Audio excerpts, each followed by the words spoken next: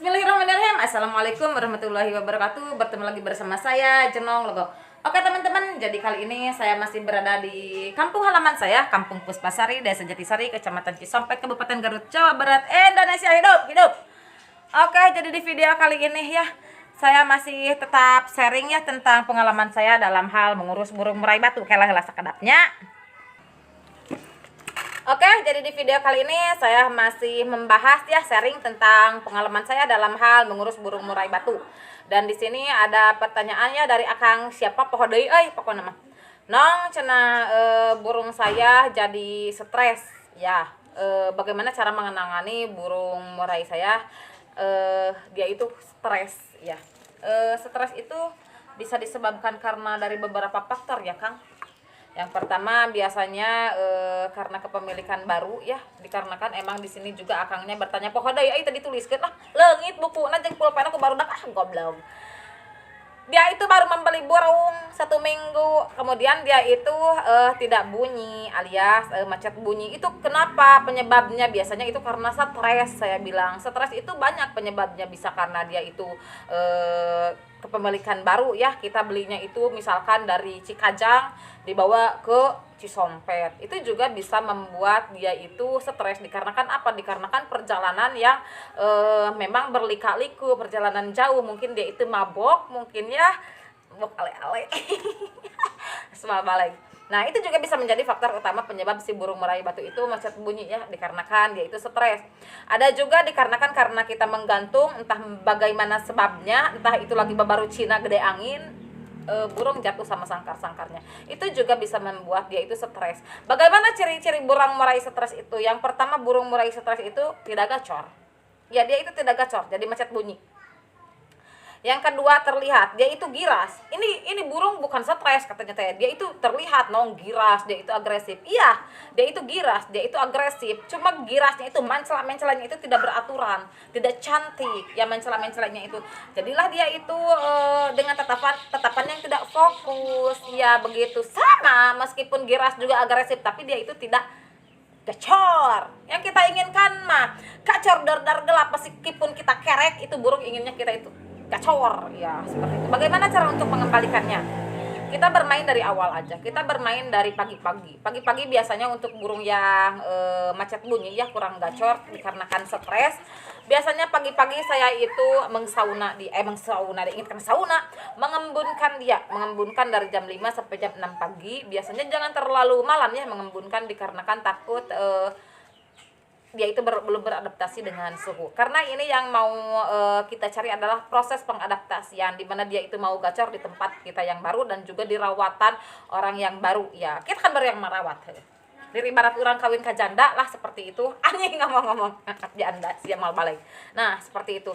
Jadi kita pagi-pagi embunkan aja dari jam 5 sampai jam 6 pagi. Ini untuk khusus untuk burung yang stres, dikarenakan dia itu kepemilikan baru, dikarenakan dia itu jatuh dari bersama sangkar-sangkarnya ya, ketebak angin. Itu biasanya saya itu tidak pelit extra fooding. Jadi saya jor aja extra fooding. Kumaha nong, bagaimana kalau nanti dia itu jadi tidak suka aing mah banyak ketakutan kamu mah. Nanti juga kita akan mengadaptasikan lagi ya. Yang pertama saya jor itu jangkrik dulu, extra fooding jangkrik. Dari pengembunan saya udah kasih. Dari pengembunan saya kasih 3. Setelah diembunkan sampai ke jam 6, kemudian saya angin-anginkan dia ya. Selagi diangin-anginkan jam 7-nya ya, jam 7 saya kasih sebelum dia dikerodong lagi, saya kasih jangkrik 12 lah. 10 boleh nong, boleh. Mau 10 mau 12 semaunya dia aja. Kita taruh aja 12 dulu. 12 dulu, kalau nanti dia itu pas mau dikasih lagi extra fooding tengah hari, dia itu ya masih nyisa, berarti dia itu 10. Berarti dia inginnya 10. Udah kasih, nanti untuk sore kasih lagi aja 10 ya. Untuk ulat Hongkong kasih berapa? Saya biasanya ulat Hongkong itu melihat dulu. Ini kalau untuk yang jatuh dari sangkarnya berarti kita sudah tahu ya kalau dia itu segimana, dia itu tipe panas atau tipe dingin. Kita sudah mengerti dan memahami si karakter burung murai tersebut. Tapi untuk yang pembelian baru, biasanya juga yang punya ngasih pemberitahuan, oh ini dikasih katanya teh ulat Hongkongnya itu 3. Kalau awal-awal dikasih ulat hongkong 3, kita ini kan lagi proses menaikkan extra fooding, menaikkan stamina untuk power supaya dia mau kicau ya. Kasih aja 5 atau 7 untuk ulat hongkong. Mau pagi silahkan, mau siang silahkan. Saya mau pagi sore, dan dari sananya juga pagi sore. Kalau saya biasanya satu pagi aja. Jadi pagi-pagi jam 7 itu kasih jangkrik, mau 10 mau 12 silahkan, terserah kalian. Itu ada di karakter burung kalian. Yang penting jangan pelit dulu extra fooding. Setelah itu dikasihlah ulat hongkong 7 lah atau 5, terserah keinginan kalian. Setelah dikasih begitu, rup lagi kerodong. Ya, dikerodong lagi. Ingat jangan dimasteri. Apalagi didekatkan dengan burung-burung yang semacam apa namanya teh? Burung murai batu lagi, jangan ya. Jangan dulu dimasteri, udah di tempat yang hening, di tempat yang sejuk supaya dia itu merasakan tenang ya, seperti itu.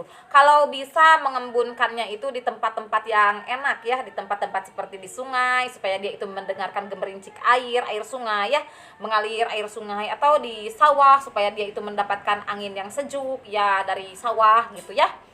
Atau kalau di rumah atunang da saya mah di kota, saya mah tidak mungkin ada sawah dan tidak mungkin ada sungai, atau di sini mah di ibu kota, mending ngarekeun aing aja dong di kampung jika kamu. Oh iya. Taruh aja deketin di WC. Supaya dia itu terdengar ya gemerincik air ya. Apalagi kalau mamah dan papa lagi mandi, terdengar ya suara shower anjing, ngomong-ngomong mamah papa mandi bersama. Nah, itu juga bisa menjadi terapi buat dia.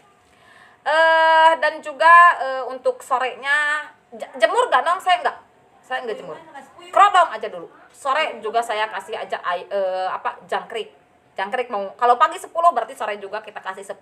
Kalau jangkrik pagi 12, sore juga kasih 12. Itu dilakukan sampai kapan dong? Sampai burung itu mau bunyi. Terus pas dibuka kerodong itu dia itu agresif ya, bukan agresif stres, bukan agresif, responsif. Jadi setiap ada dia itu kan si burung itu indera pendengarannya itu jauh lebih peka ya dibandingkan manusia ya. Kalau mau tuh dibandingkan jeung Kang Bolot mah tuh mal mungkin. Jadi dia itu peka si indera pendengarnya. Dan kedengaran nanti juga kalau burung udah mulai dia itu tidak stres, dia itu juga kutkat ket ya, ketrak-ketrek ya, seperti itu. Lalu untuk pemandian bagaimana dong? Untuk pemandian biasanya untuk burung murai yang maca bunyi ya, untuk burung murai yang stres saya mandikan setiap hari ya. Mandikan setiap hari. Kapan waktu pemandian yang bagus itu? Waktu pemandian yang bagus itu adalah pagi hari. Supaya dia itu menaikkan lagi emosi, birahi dan fighter. Ya, seperti itu. Dikarenakan itu dia itu hanya stres, dia itu stres teh hilang akal meureun di manusia mah begitu. Jadi kita kencengin aja extra fooding. Kalau jangkrik itu untuk menaikkan power, untuk menaikkan tenaga, itu untuk jangkrik ya. Dan di sini juga saya membawa ini nih. Nah.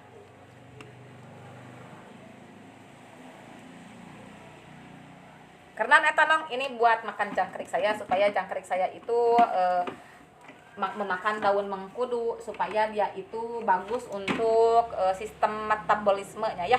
Ini saya mau mengasih makan dulu si semok. Sini saya si cantik jelitaku. Si semok si burung geringku. Nah, itu biasanya yang saya lakukan. Biasanya kalau dengan cara-cara seperti itu ya, dinaikkan extra fooding, biasanya saya itu cuma 1 minggu juga itu burung udah mulai ada respon, udah mulai ada perubahan ya. Selama satu minggu juga 5 hari juga sebenarnya mah udah ada perubahan, tapi dengan catatan dia itu harus didekatkan dengan suara-suara yang memang membuat dia itu terapi ya. Misalkan suara keran yang ya gemercik air, suara eta tanaon anu aya laukan teh akuarium, bisa itu juga, sok dicoba gerak suara akuarium. Biasanya kalau saya untuk burung yang misalkan saya itu bawa burung dari Jakarta ya, dikarenakan akang dari Jakarta, saya bawa ke Garut, itu ada perubahannya juga. Makanya saya bawa dia itu kadang pagi-pagi sambil saya itu nyuci ya. Saya makan nyucinya di sungai atuh. Di Cisangiri, di Cileungsir kadang-kadang saya mah tuh nyuci teh. Saya teh bawa sambil terapi jam 5. Kamu tidak takut bayawak dong? Atuh malah bayawak malah takut sama saya. Geus mal-mal ya. Biasanya saya pagi-pagi membawa dia itu sambil mengembunkan dia. Tahu saya itu pagi-pagi itu sambil main ke sawah, bawa ke sawah. Itu cuma 5 hari aja itu burung sudah mulai ada perubahan. Tapi ingat, saya biasanya memandikannya itu setiap hari supaya dia itu menghilangkan ini pikirannya. Dan kalau sekarang itu kan musim hujan ya. Sekarang musim hujan itu biasanya saya itu mandi hujan. Bukan sayahnya, manuknya, sayahnya mangiuhan di jarang imah, ya.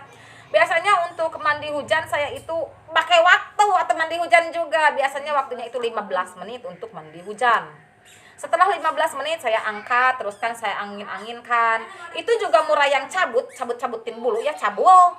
Nyabut-nyabutin bulu dikarenakan dia itu alergi atau dikarenakan kutu. Biasanya saya mandi hujan aja. Sama waktunya 15 menit aja lah, jangan terlalu lama. Nanti dia itu sisideun dan kabulusan. Anjir, semua lagi Mas Ilus. Bagaimana dong cara menstabilkannya kalau dia itu sudah terlihat agresif, responsif dan juga mau bunyi?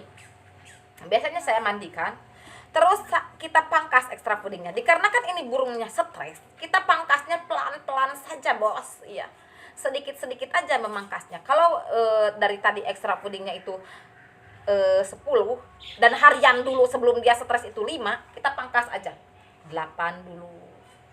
Selama 3 hari 8 pagi 8, sore 8. Setelah dia itu nyaman dengan settingan jangkrik 8, kita pangkas lagi. Jadi genep, jadi 6. Nah, setelah 1 minggu dia itu mau gacor dengan pangkasan seperti itu, kita turunkan jadi 5. Seperti rawatan biasa. Dan untuk penjemuran awal-awal untuk minggu pertama kita jemur dia itu 15 menit. Mau tipe panas mau tipe dingin, kita itu untuk beradaptasi dulu. Ya, kan dia dari stres, adaptasi kita pelan-pelan dulu untuk penjemuran, jemur tipis-tipis. Setelah 1 minggu kita naikkan jadi 30 menit. Di minggu yang ketiga kita stabilkan. Kalau dia itu dulu jadi jemur 1 jam, jemur aja 1 jam. Itu untuk menaikkan emosi dan fighternya juga, supaya dia itu singset.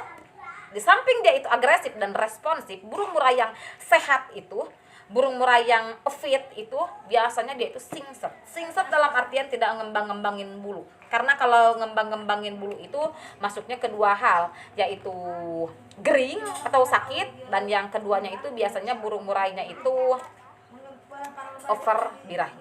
Dia ngembang-ngembangin bulu dan gacornya itu gelondongan. Kalau sakit ngembang-ngembangin bulu, cuma dia itu tidak gacor. Sing percaya kain. Setelah itu, setelah semuanya diturun-turunkan lagi, kita kembalikan ke rawatan awal. Kalau rawatan awal biasanya saya itu memberikan ekstra puding jangkrik itu 5, dikarenakan dia itu burung yang sudah tua.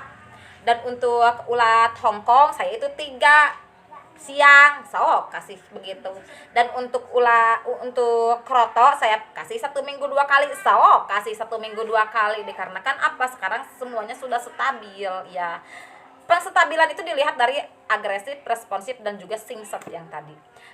Saya itu mengasih cacing tanah. Cacing tanah itu sangat bagus untuk sistem kekebalan tubuh dan juga pertumbuhan bulunya itu herang, bening, glowing.